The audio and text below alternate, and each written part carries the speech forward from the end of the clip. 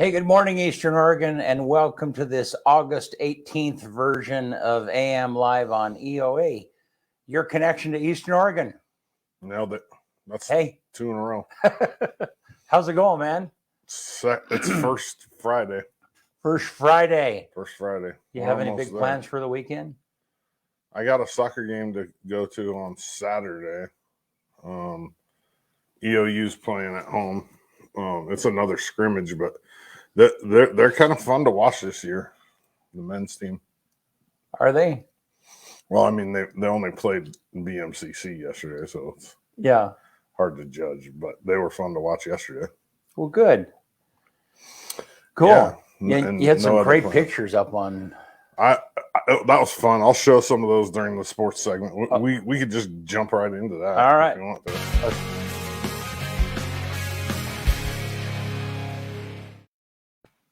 Sports segments brought to you by Army National Guard Recruiting and Retention. Sergeant First Class Lori McNeil. If you have any questions about recruiting or retention, give her a call, 541-786-1459. Her email's on there as well. Sports. Let's start off with Tiger football. I was texting Coach McAmole yesterday, and I got a response. And I'm going to go check out practice either maybe tomorrow, but probably early next week. EOU football next Saturday, a week from this Saturday, home, Montana Tech, season opener, 6 p.m., community field, community stadium. I keep doing that. I keep calling it community field, but it should be a good game. I'm going to have 2 football players on my show today. Local boy Cade and linebacker Hayden Brandon. They'll be on the show at 5:30 today. Along with, I'm going to have 3 guests today on my show. I got to cram them in. Cool. It'll be all right. Along with local girl, EOU volleyball alum. She's from Imbler. Her brother's the defensive coordinator at EOU. Her dad's the principal. Her mom's a teacher out at Imbler. Malia Mills on the show today too. Let's see here. EOU volleyball. Here's something crazy. They're on the road in Butte, Montana right now. They come home, they turn around, they go to Missouri. They play their first 9 games on the road, and 7 of those games are against top 25 teams in the nation. Wow. We sit at number 12 right now. Wow. Our next 3 games, 2 today and our first one tomorrow, are all against top 11 or better teams. We play 11, 6, and 2. Wow. Yeah. Yeah. Let's talk about – I got the hiccups. No. Let's talk about soccer.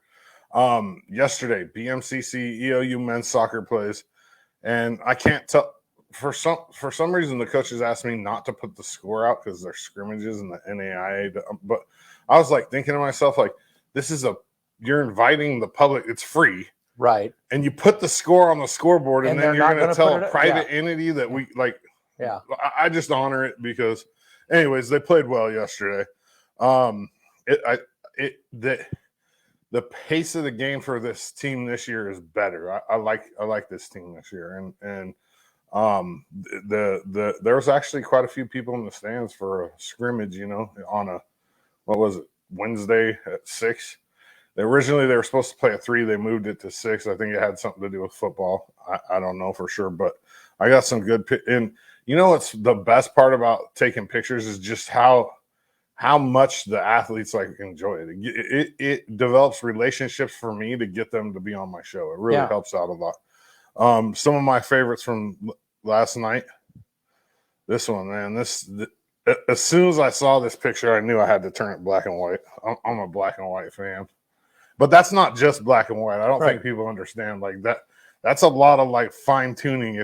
If you were to look at if you just sat down on the editor on Lightroom and hit black and white, it looks nothing like that. Yeah. No. Yeah. And then this one here, this is a great shot. This is from 3/4 of the field, so this is from 75 yards away, probably. We're using that long lens. Yeah, I'm right next to the goal, and this is a defender. for EOU. So this is almost at their goal on the other end.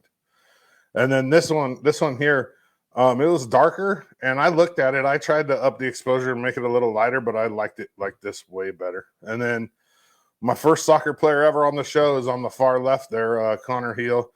These are the three Brits.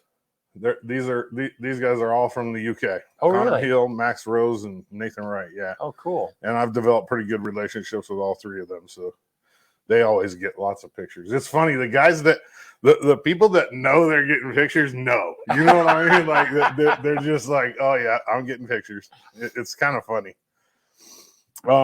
Yeah. So sports wise, that's it. Cross country starts September 9th.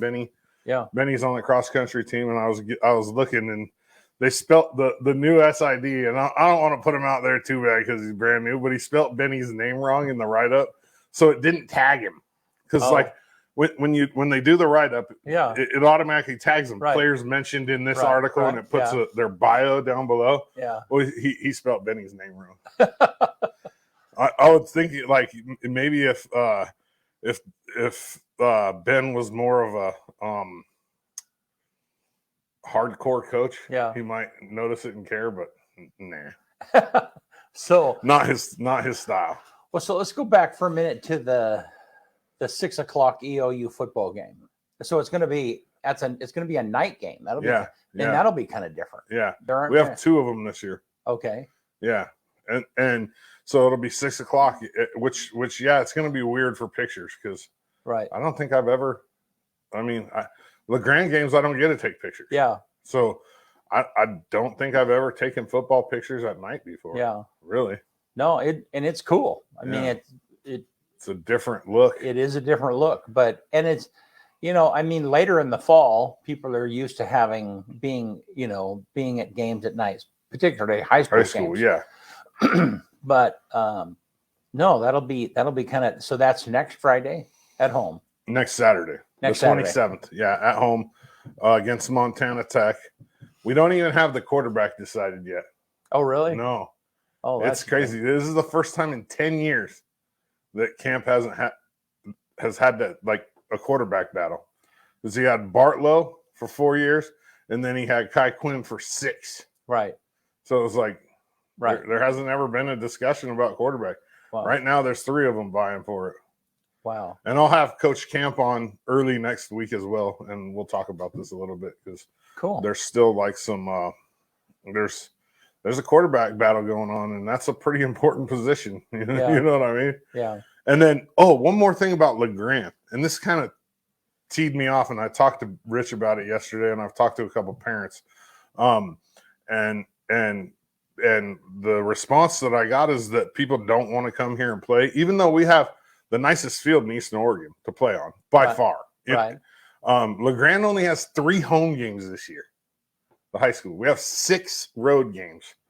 3 of our 4 non-con games are on the road, which are the first 3 games of the year, all on the road. And then 3 out of the 5 league games are on the road. So we get Baker at home, I think, and I want to say Crook County maybe, because the league's different now. Right. Ontario is no longer in it. But we do play Ontario in a non-league game. Yeah. But we play Pendleton at the rodeo grounds. We just didn't get very many. We put 6 and 3. That's a big difference. I guess what I don't get is who cares? Why does it make a difference if they don't want to play here? Aren't they obligated to do so? I don't think so. When I talk to Rich, it's not like they're not trying to get games here. Right. But it's just like, so does that mean that sometimes we're playing the same team twice at their home? No. Oh, okay. We don't play any team twice anymore. Oh, really? Nope. So just that whole conference, because the conference has changed. Yeah, we have Madras now, Crook County. So a lot more Baker, Pendleton. A lot more traveling. Yeah. Like when I was in high school, when we were the IMC, it was the 4 Central Oregon schools at the time. Now there's like 7. Right. Crook County, Mountain View, Redmond, and Bend. Us, Hermiston, Pendleton. That was the IMC back in the days. And we had to go to for football, we had to go over to Central Oregon twice a year, and we didn't have a budget, so that was you go over in the morning, you come back after the game. Yeah, that's tough. Yeah. Hey, TJ Jones, you're here. Thank you. And the Dallas. Yes, TJ, Dallas. Yep. It's crazy. I mean, I don't understand it myself. Like 3 home games is not a lot for a high school football team. And well, especially when you have a crowd that's used to being big supporters. They've won state champions. You know. 2 year. Well, 2019 state champs. Yeah. Yeah. So that'll be a big change for our football program. I think it pissed a lot of people off. Well, I mean, the people that I've talked to are like, what's going on? Like, right. Why do we only have now 4 and 5 would be different. Right. I mean, that would be fair. Right. I mean, and then next year 5 and 4, but 3 and 6, like that's lopsided. Like it is what it is. Well, hopefully in the future it won't be that way. Yeah, that's crazy. Yeah. Well, hey, let's take a look at the weather outside there. It looks like a pretty day. Let me get to where Gabe's weather is. Let's hear what he has. Heading into the day on Thursday, it looks like this. We'll see temperatures into the upper 90s to lower 100s for much of our valley locations. An exception for the mountains, low to mid 90s, as well as out towards those areas where we're going to see more cloud cover out towards the far south, producing likely a few showers out that way, otherwise staying dry up towards the north where we will see more sunshine, but it's going to be filtered due to those high cirrus clouds. We'll start out into the upper 60s at the 8 o'clock hour in La Grande, beginning with a light northerly wind flow that changes to the northwest during the day, gusting up to 30 miles per hour in spots, tracking temperatures near 100 on Thursday. Drop to near 60 overnight, cooler into the low to mid 90s on Friday. Newest data gives us a decent chance for a few storms late Friday. All right. Filtered sunshine must be another way of saying partly sunny and partly cloudy. Like how many different ways can you say? Yeah, like, I know. Filtered sunshine. That means there might be a couple of clouds, right? Yeah. That's funny. That is funny. TJ, I'll explain that to you right now. TJ asked why the new realignment of the league for 4A6. Basically, it's because a lot of it has to do with we didn't have any teams in the GOL. We were playing Ontario and Baker and twice a year. You know what I mean? Like league games twice a year, especially in football. And then the other reason why is because it really sucks when you go on the road and you win 2 games in baseball. This is just an example. You go on the road, you win 2 games in baseball, and you drop in the state rankings, and you win the games 31-0 and 21-0, and that's bunting and going station to station, which means not stealing and not going more than one base on a hit. Right. And so when you're beating teams in your own league, by 20, 30 runs in baseball and dropping in the state rankings because of it, that's a problem. And I think La Grande went into the state championship like 4th in the state or something like that. And we were the best team in the state. I would argue any level. Like we beat the team that played in the 6A state championship in Arizona. La Grande didn't lose the baseball game in Oregon last year. They went like 29 or 30-1 on the season. They lost 1 game in Arizona to the best team from Colorado, the best team in the state of Colorado. So that is our advantage of getting Pendleton and the Dolls and these other teams in the league. At least it will be a little more competitive. In football, it's going to definitely be more competitive. Right. We play Pendleton anyways, non-league, almost every year. Right. Now it's going to count. You know what I mean? And that's going to help with, it could hurt us too, but it's going to help with, state placement and RPI, how they rank teams based on strength of schedule. And the GOL is just really weak. And Mac High is not playing in this league for football either. I mean, Mac High and Ontario have both struggled with all sports. Like Ontario is having a rough time. Like, yeah. But we'll see moving forward with this new league how it it's going to be tough for us to win this league this year, I think. Yeah. Really. Well, I mean, all the years that we've played Pendleton, I don't recall how we've done the last few years, but still they've been outside of our league, but they've been a good competitor for us. They've been good. They always make the playoffs in 5A. Yeah. I mean, they're going to be one of the bigger 4A schools in the whole state. Yeah. And I mean, last year they had kind of an off year. My son's team actually came to Pendleton last year in the first round of the playoffs and beat them 7-6. So then there was a whole bunch of realignment. So I don't understand all of it. Like, I don't even understand. So does that mean that Pendleton came down to 4A? Yeah, Pendleton's 4A. And so then Madras and some of those other schools, have they been 4A? 5A. They dropped down too. Oh, County. Okay. Yeah. Yeah, and it's weird because it's not all sports. Like, I think Ontario's still in our league in a couple sports. I don't understand it all, but it'll wash out once the season. So then is Ontario 3A now? I don't think so. They're just in a different. Maybe they are. Yeah. They would have to be, right? Because there's no other 4A schools over here. Right. I don't know. Yeah. Yeah, Ontario must be 3A. I didn't really look into it. I didn't even really know until a few weeks ago that Ontario wasn't even in our league anymore. Yeah. That would be an ugly committee to be on. Oh, gosh. Nobody is going to be happy with your decisions. No, yeah. No.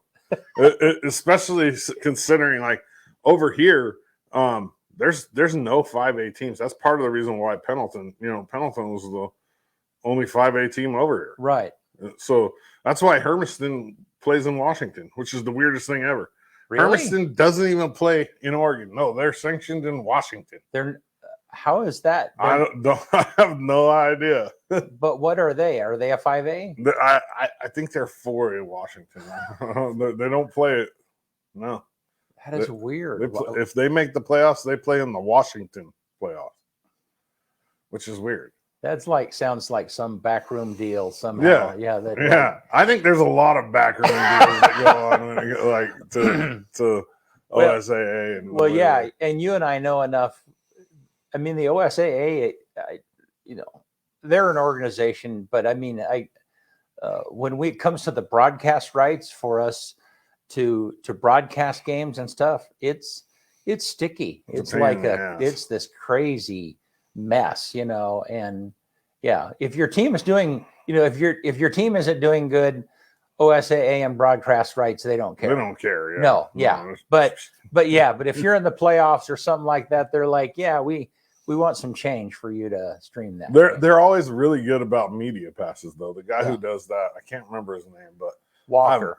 Steve Walker. Steve Walker. Yeah. I've never had one. No, I mean, I've had lots of interactions with Steve Walker, and he's a good guy, but he's just doing his job. He's just stuck in the middle. The crazy thing is in high schools in Oregon, they don't even have to be part of OSAA. Really? No, they don't. You don't have to. Yeah, they're an outside entity. But on the same hand, how do you put together a league? And that's the problem. Yeah, that's the problem. Everybody's in bed with OSAA. So is OSA are they a private company? Are they? How does that work? I don't know for sure, but I just know that they're not ran by the state. So they're not. No. There's not. It's not like the school. It's not like the people that oversee the schools. Well, it seems like it should be. Job. No, it's not. I know, but I mean, it seems like you'd have something that significant that has that much influence over the state. Seems like you'd have some kind of tentacles. I was government or accountability. There's a Instagram account that I follow. It's called Elite Oregon Girls. Uh-huh. And like the other day, they made this post, and maybe I should look it up because I don't want to misquote it, but I'll just give like an idea of what it said. It basically said it's that time of year where all the major sports companies in Oregon pay attention to just high school football and forget about all the girl sports. Mm-hmm. And I'm thinking to myself, well, we're the biggest sports for Eastern Oregon by far. And I've never forgot about the girl sports ever. Yeah. That kind of pissed me off. But they ain't paying no attention. That's West Side stuff. Right. Like, right. It's yeah. I guess the thing that gets me about the OSAA, since we're kind of ranting on that a little bit, and that is the monetization. I mean, it's the same. It's the OSA is getting, so they sell the broadcast rights specifically. They sell the rights of the broadcast, and 40 states do this to NFHS. Yep. Who I really don't know who that is, but I don't either. But it's this organization that buy the rights, and I don't know what they pay, but they pay OSAA the rights to the high school games that happen in Oregon, and they do that, the broadcast rights, and they do that in 40 states. I mean, they're big, and so then NFHS, they go out and get big sponsors like Les Schwab or whoever it might be. Les Schwab gives NFHS that money. Yeah. And part of that money they're passing on to the OSAA. And so then when this little high school, when our high school is in a playoff game, then NFHS, the contract that NFHS has with OSAA, the contract that they have requires that OSAA gets a fee. They require that we pay a fee. And the funny thing is that fee isn't even passed on to NFHS. It's just part of their contract. And it doesn't go to the schools either. And it doesn't go. So you have. Maybe it does go to the schools somehow. I don't think so.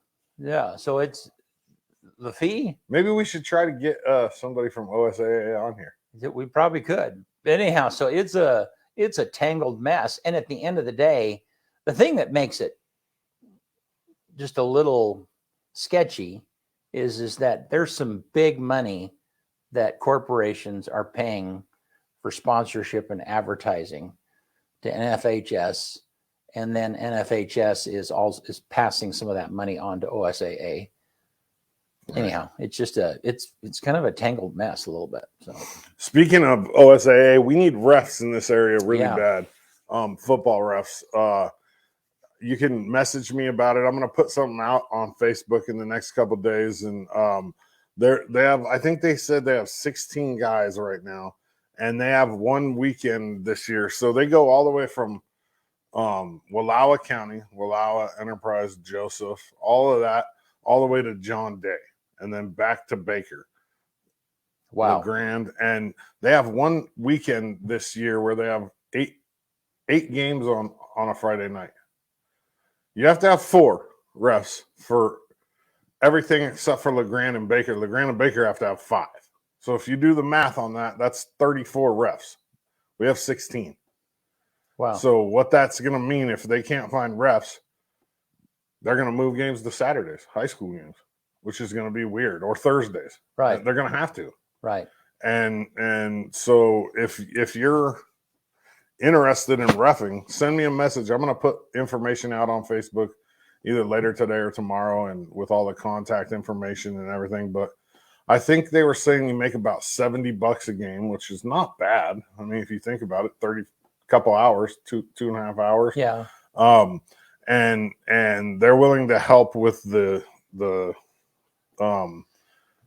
beginning costs, because part of that is you got to register with OSAA, which costs you $82, and then you got to have a uniform, and they're willing to help with that. So if you're interested in reffing, check it out later on today, or send me a message and I'll send you the information. Yeah.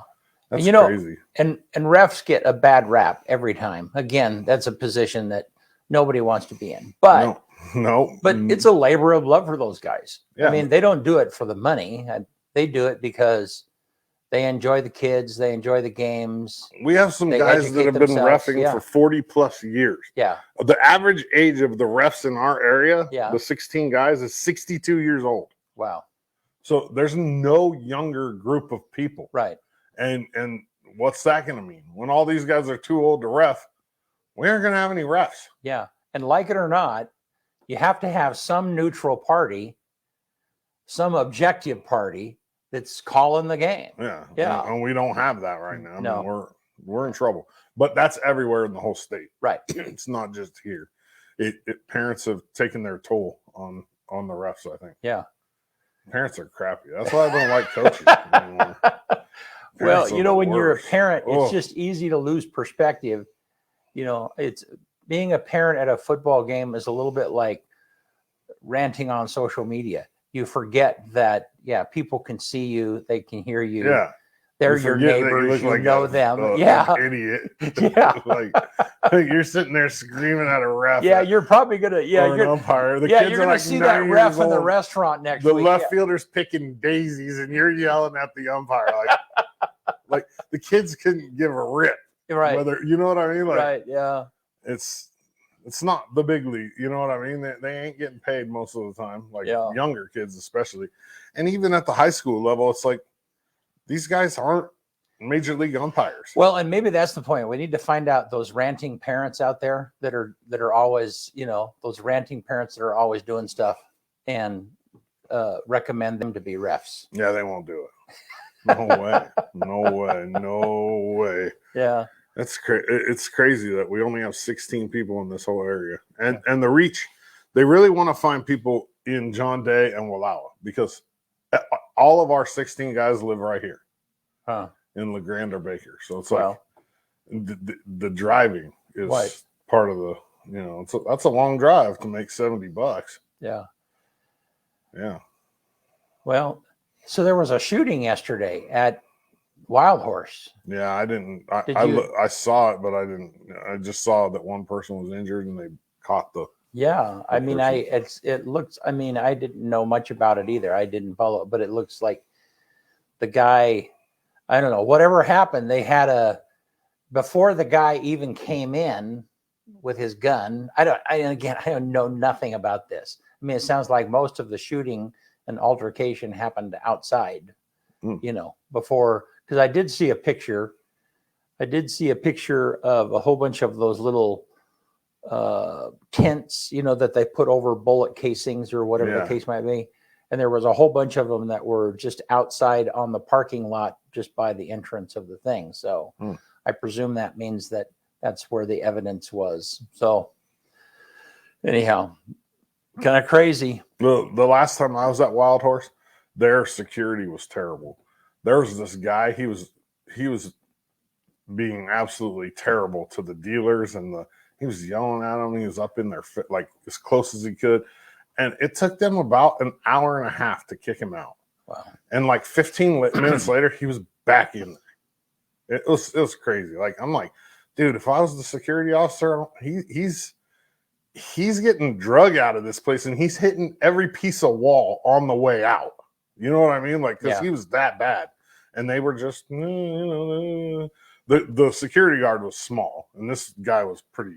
Right. And I'm thinking to myself, like, why would you hire, like a security guard has a job. It's like being a bouncer. Like, you keep people safe. Right. And this situation was like seriously volatile. And he's just standing, he had his hands behind his back too. I'm thinking to myself, like, you got your hands, like, this guy's like on the verge of being physical and you have your hands behind your back. Right. Like, are you trying to show that you're not aggressive? Like, because you're doing a really good job. Yeah. Well, and that kind of stuff, if it's not taken care of immediately, then other people see that. Yeah, they see that. Yeah. Like, I can do whatever I want in here. Yeah. It's funny. My brother got married in Yakima, just outside of Yakima, my youngest brother, Casey.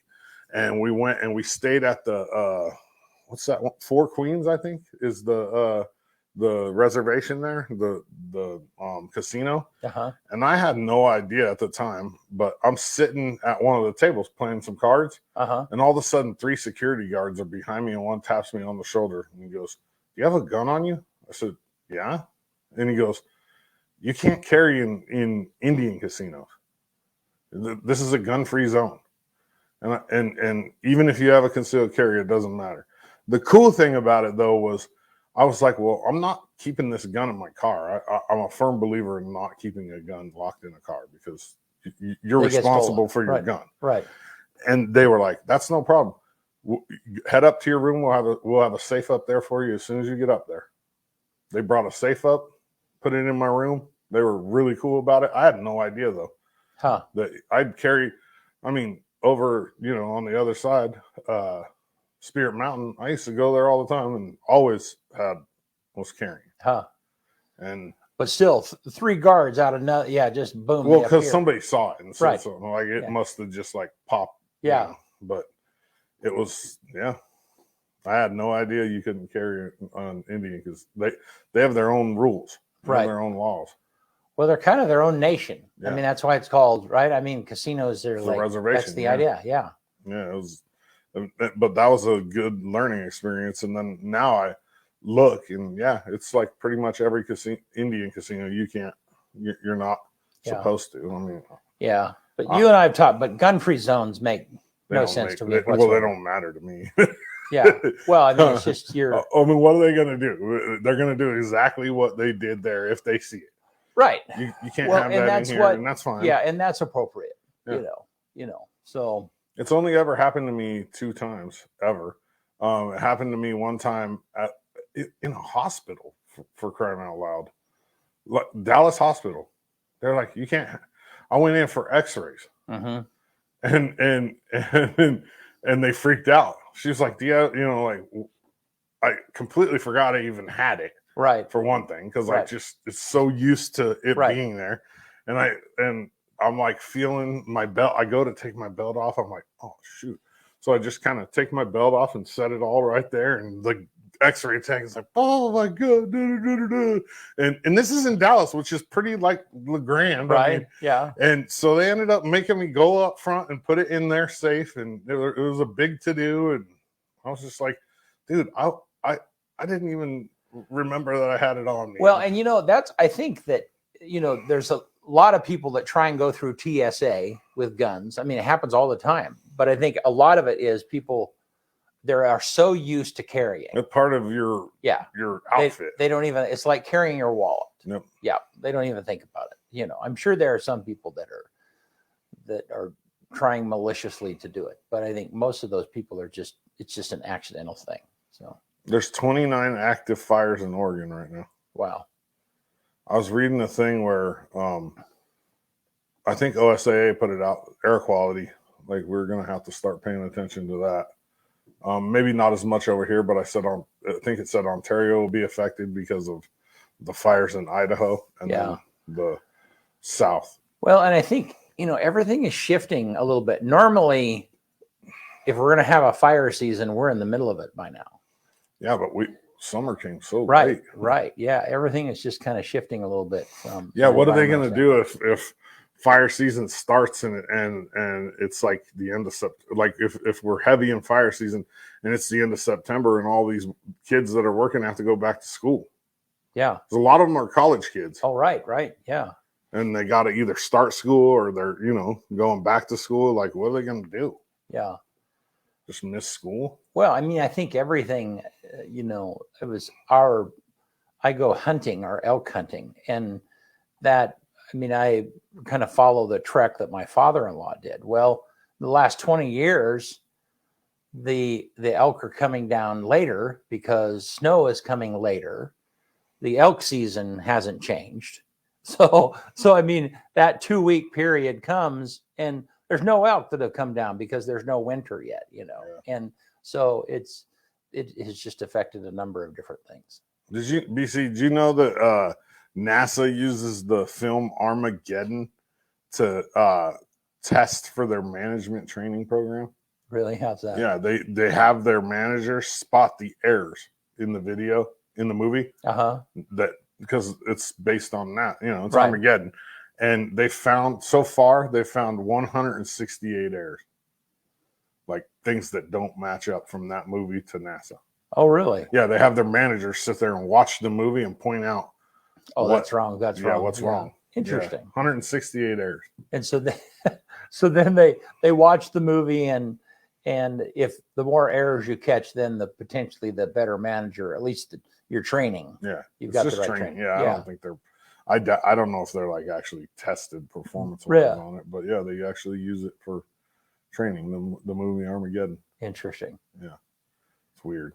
Yeah. And you want to know another funny thing? Yeah. More people are killed by coconuts dropping on them than sharks every year. Yeah.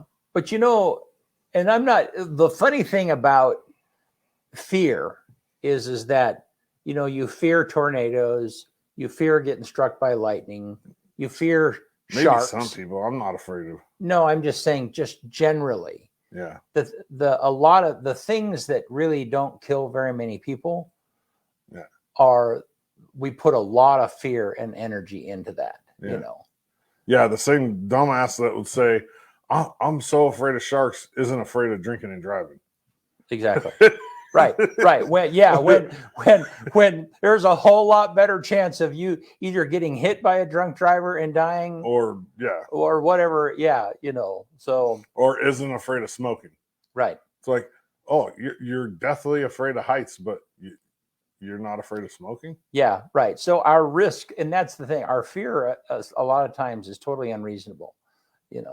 My fear of heights is not unreasonable. It's not unreasonable? No, because I have a lot of body to hit.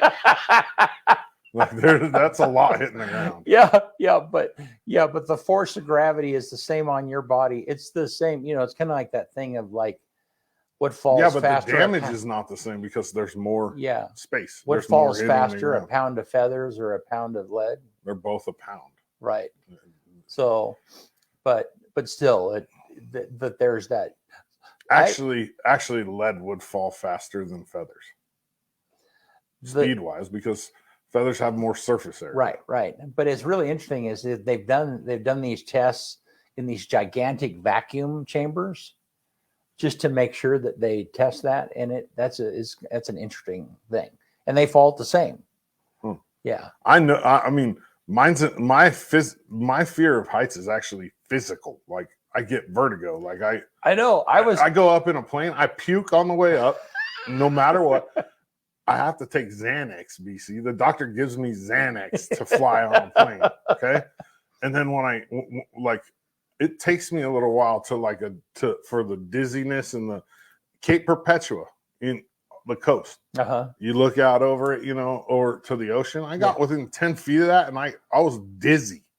So, but you did pretty well at the Shrine game. I didn't. I was scared. That was creek. It's made out of freaking plywood. Yeah, man, so on a roof in Baker City, they have a really. I mean, their stands. They need to replace them at some point. Everybody knows that, But the press box, you go up this really rickety stairway onto a tin roof, but the tin roof essentially has a boardwalk that's made out of plywood. And the boardwalk leads up to this row of press boxes.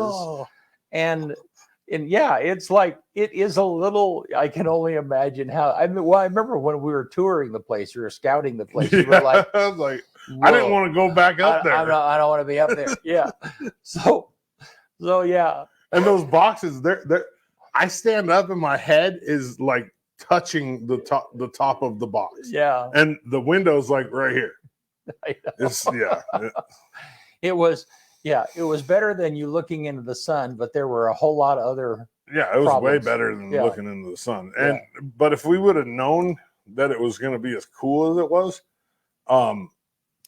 the other side would have been fine. Yeah. I mean, it wasn't the biggest problem with the other side last year was it was 100 degrees. And the sun was just beating on us. Yeah. That was fun though. It was. That was a good event. People always ask me, why don't they just play that game in LeGrand? Like It's just because it's a Baker City thing. It's part of that. It's been there like 20 years now. Yeah. It's part of their culture. I mean, they do the parade and the town comes out for it. They do. And all the businesses, they hang they decorate their windows with the kids' jerseys. They do it. It's a big Baker, deal. It takes a while for a town to develop those kind of traditions and that kind of involvement and that kind of support. And frankly, we couldn't put up the amount of people here in the Grand. Because we don't have the hotels. Right. Yeah. Right. Yeah. That's the biggest complaint at the meeting was the hotel though. Right. Yeah. It was rough, but it is what it is. Yeah. I mean, those Shriners, man, they party. Do they? Yes. That's all they do is eat and drink. I was talking to one of them and he, to be a Shriner, you have to start out as a Freemason. Right. Yeah. And he's like, the Shriners are like the Freemasons with more energy, I think is what he said. Because I was like, man, you guys are always barbecuing, like out there in the middle area where the pool is. Yeah. They just set it all up out there and they really just go hard all weekend. It's funny. I've been so busy that I'm never a part of that. Yeah. Yeah. They're out there if it's not game time or if there's not something going on, like Friday night, Saturday night after the game, what did Zach called it something? They call it something. It's like the social something, or I don't remember, but it's just another word for where they're drinking and eating. It's like the PC word for it. Yeah. Yeah, it's pretty fun. No. They're a high energy bunch for a majority older dudes. Yeah. You know what I mean? Yeah. Well, and they're experiencing what every organization out there. I mean, I'm in part of Rotary. Next year I'll be president of Rotary here. And it's just that everybody is experiencing that thing where you have most of the body is older guys. They're retired people, like the referees that we're talking about and the Shriners that we deal with and whatever it might be, And so all of those organizations, they need younger leadership to be involved and jump in. And so, I would encourage, if you're in your 40s and you want to be involved in stuff, sometimes my son Brady, he will complain about you boomers, you're the ones that are in power and you're making the decisions. And it's like, what are you doing? Yeah. Well, my point is get involved, be on a city council, that's how all of those people got to be influencers is they got involved in their community and they volunteered and they made decisions and we need that. So, yep. Well, you want to get us out of here? Let's do it. All right. What is today? The 18th? I'll put it up here. On this day, August 18th, 1849, the New York Herald, which was the biggest newspaper in New York at the time, first reported gold discovery in California. 1849 on this day. That was the beginning of the gold rush. It was the headline. And where was that at? We learned that Sutter's Mill. I'm pretty sure that Sutter's Mill in California was the beginning where it was first discovered. That's funny. I think we talked about it. Like here, kids in high school in Oregon, they all learned about the Oregon Trail. Right. The only time I ever learned about the Oregon Trail when I was in elementary school down there was just playing the game. Like we played the game a few times, but we learned about the mission system instead of the Oregon Trail. It's cool. Weird. Even though the Oregon Trail, it goes into California. Right. So I don't know. 1934 on this day, the first All-American Soapbox Derby is held in Dayton, Ohio. What year again? 1934. Oh, wow. First Soapbox Derby. 1950 on this day, ABC begins Saturday morning kids shows. So Saturday morning cartoons started 1950 on this day. And the first two were, the first two kids shows, I don't know if they were cartoons or not, Animal Clinic and Acrobat Ranch. Yeah. I have no idea what that is. Was that a big deal when you were a kid? Saturday morning cartoons. Yeah. I mean, that's where Ninja Turtles came out. Oh, yeah. G.I. Joe was on. Of course. No, I mean, Saturday morning cartoons is why that's why you got out of bed, man. Yep. Yeah. Yeah. Now kids sleep till noon and then they get on their phone. Yeah. That's why. Yeah. And that's where all of the cereal companies advertise. Oh, of course. Yeah. It's like, yeah. And Ovaltine and all. Yeah, of course. Yep. It reminds me of that movie where the kid's trying to get all the pieces. Is that Christmas Story? Yeah. Is it? I don't remember. Where you have to drink the Ovaltine to get the. It could be. I think it is. 1967 on this day, the Beatles' "All You Need Is Love" goes number 1. Wow. 1967, and then 2020, Apple becomes the first U.S. company to be valued at $2 trillion. And this is just 2 years after it reached $1 trillion. So they doubled in 2 years. Wow. That's crazy. The number 1 movie in America 40 years ago today. And this was 11 weeks after it came out. It returned to number 1. So it came out 11 weeks before this, 40 years ago, but it returned to number 1 on this day. And what year was it? 1982. Oh, wow. E.T. E.T. That's crazy, huh? 40 years old, that movie.